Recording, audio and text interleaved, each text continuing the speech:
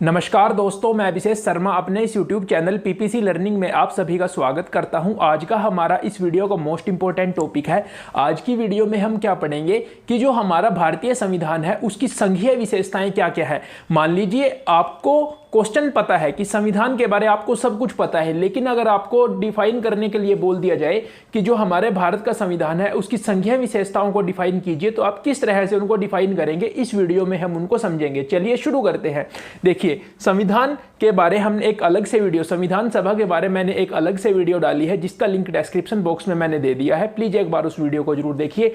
लेकिन आपको basic question क्या पता होने चाहिए। देखिए, पिछली वीडियो में हमने पढ़ा था संसदीय प्रणाली और राष्ट्रपति प्रणाली में क्या डिफरेंस है। फिर एक वीडियो में हमने क्या पढ़ा था कि संघीय सरकार और एकात्मक सरकार में क्या डिफरेंस है। और आज की वीडियो में हम क्या पढ़ेंगे कि जो भारत का संविधान है उसकी जो संघीय विशेषताएं हैं वो क्या क्या है।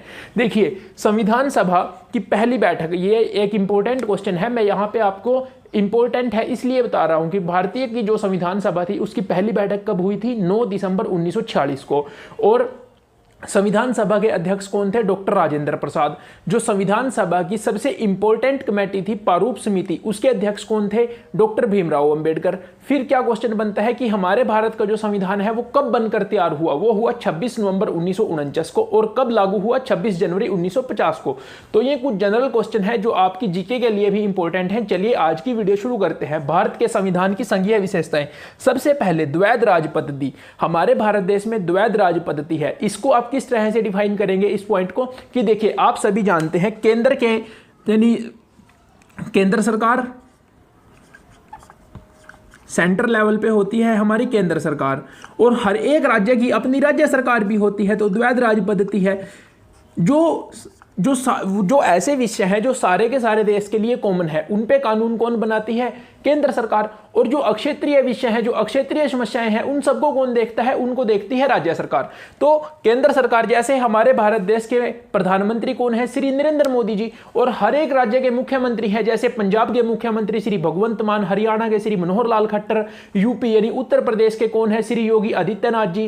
राजस्थान के कौन है? राजस्थान के हैं श्री अशोक गहलोत जी। तो इस तरह से आप इसको डिफाइन कर सकते हैं, समझ सकते हैं कि दोहरी राज पद्धति का क्या मतलब है कि केंद्र के लेवल पे भी सरकार है और राज्य के लेवल पे भी सरकार है। फिर है सेकंड पॉइंट, लिखित संविधान। देखिए, आप सभी जानते हैं संविधान के बारे में मैंने आपको बताया कि हमारे भारत देश का जो संविधान है वो लिखित संविधान है और एक बहुत बड़ा संविधान है, बहुत विस्तृत संविधान है। उसमें बहुत हर एक चीज डिफाइन की गई है।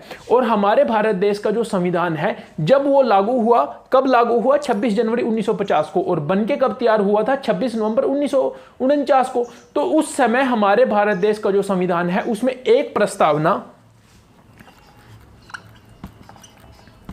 395 अनुच्छेद मतलब 395 आर्टिकल और 8 अनुसूचियां थी।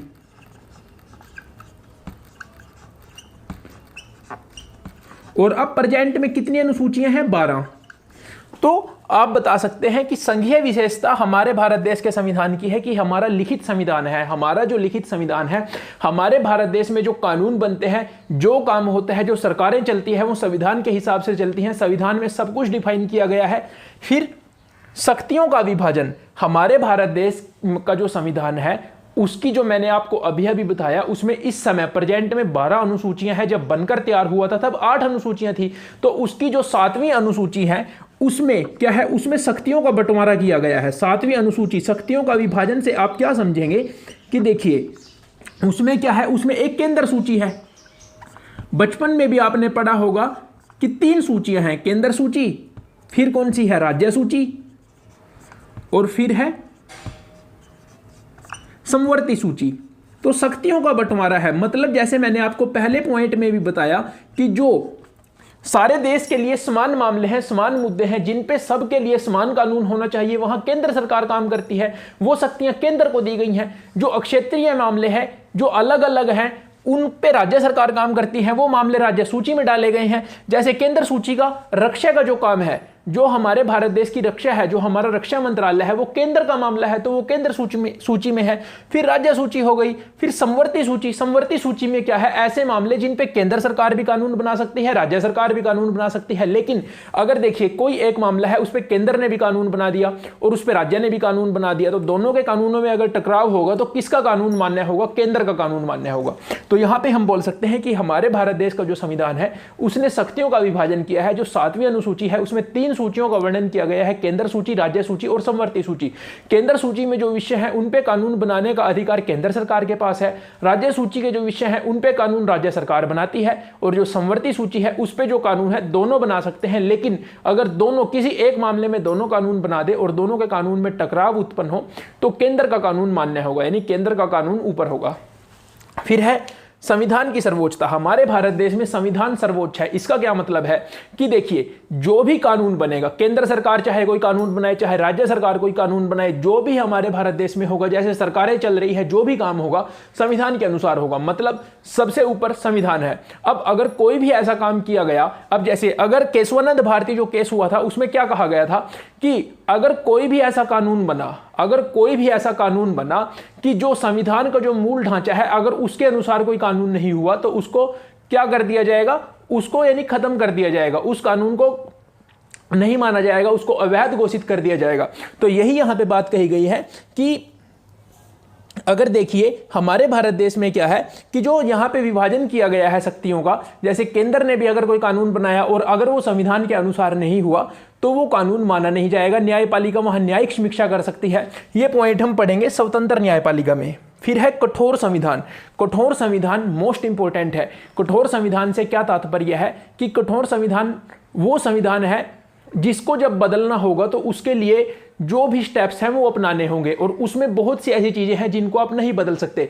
मतलब जैसे मैंने आपको अभी बताया कि केशवानंद भारती जो केस हुआ था 1973 में, उसमें कहा गया कि आप संविधान में संशोधन कर सकते हैं। संसद को बोला गया कि आप संविधान में संशोधन कर सकते हैं, लेकिन जो भी संशोधन होगा, यानी जो हमारे भारत देश का जो संविधान है उसका मूल ढांचा चेंज नहीं होना चाहिए। तो कठोर संविधान से अब देखिए जो कठोर, इसमें जो आर्टिकल 368 है, संविधान में संशोधन हो सकता है। आर्टिकल 368 के तहत, अनुच्छेद 368 के तहत संशोधन हो सकता है, लेकिन उसमें जो संशोधन है उसमें भी हम उसको अलग से पढ़ेंगे कि संविधान में संशोधन कैसे होता है। अब इसमें कुछ ऐसे मामले हैं जो राज्य और जो केंद्र के संबंध है उनको प्रभावी करते हैं, यानी उन पे प्रभाव डालते हैं, तो फिर उन मामलों में राज्य की भी परमिशन चाहिए होती है। ये नहीं कि खाली केंद्र सरकार ने वहां पे संशोधन कर दिया। अगर कोई ऐसा मामला है जिसमें राज्य की परमिशन लेनी आवश्यक है तो आपको राज्य की परमिशन लेनी पड़ेगी। तो ये कठोर संविधान है कि जो संविधान में अगर कोई भी संशोधन करना है तो उसके लिए कुछ नियम है, और अगर कोई ऐसा संशोधन हो गया जिससे मूलभूत ढांचा, यानी जो मूलभूत ढांचे में परिवर्तन करता हो संविधान के, तो वो जो संशोधन है वो नहीं माना जाएगा। जो न्यायपालिका है, जो सुप्रीम कोर्ट है, उसको जो संशोधन है उसको खत्म कर देगी, कहेगी कि ये मान्य ही नहीं है।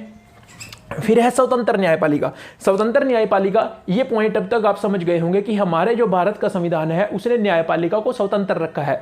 मतलब क्या है कि अगर मान लीजिए केंद्र ने कोई ऐसा कानून बनाया जो सही नहीं है तो न्यायपालिका न्यायिक समीक्षा कर सकती है उसकी, और अगर वो सही नहीं पाया गया तो उस कानून को नहीं माना जाएगा, उसको खारिज कर दिया जाएगा, उसको अवैध घोषित कर दिया जाएगा। फिर क्या है, द्विसदनीय विधायिका। ये तो मोस्ट इंपोर्टेंट पॉइंट है। द्विसदनीय विधायिका आप सभी जानते हैं, हमारे भारत देश की जो संसद है उसके 2 सदन हैं,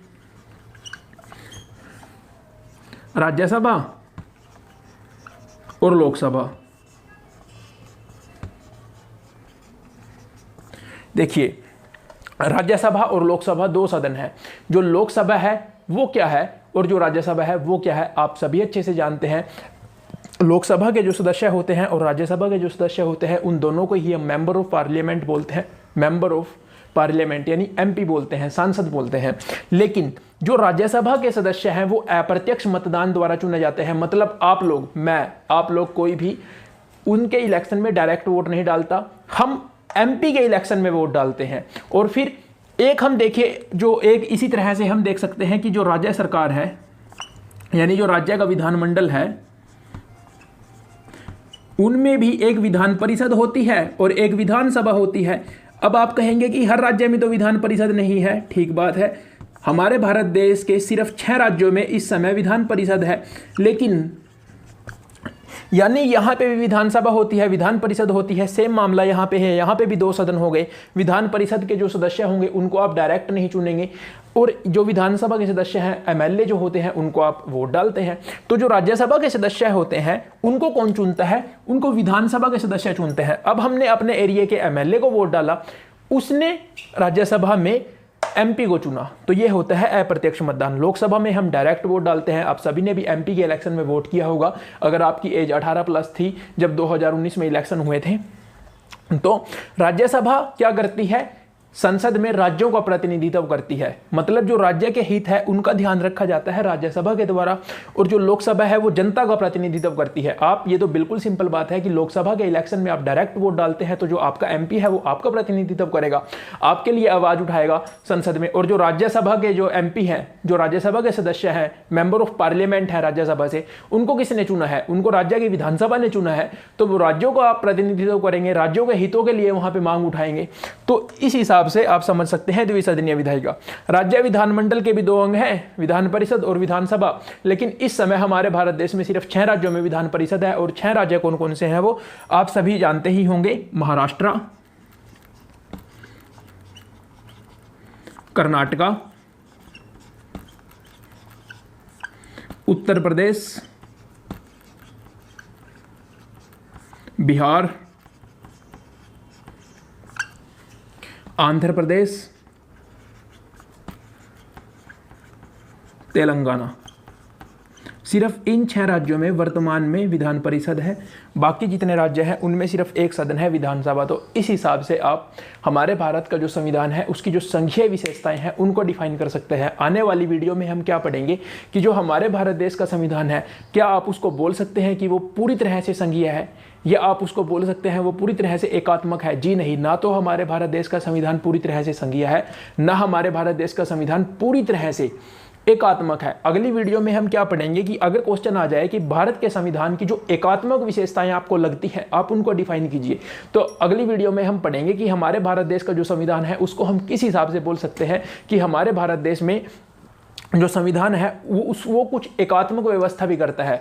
तो अगली वीडियो में हम उस टॉपिक को पढ़ेंगे। प्लीज़ अगली वीडियो भी जरूर देखें। थैंक यू, मिलते हैं अगली वीडियो में।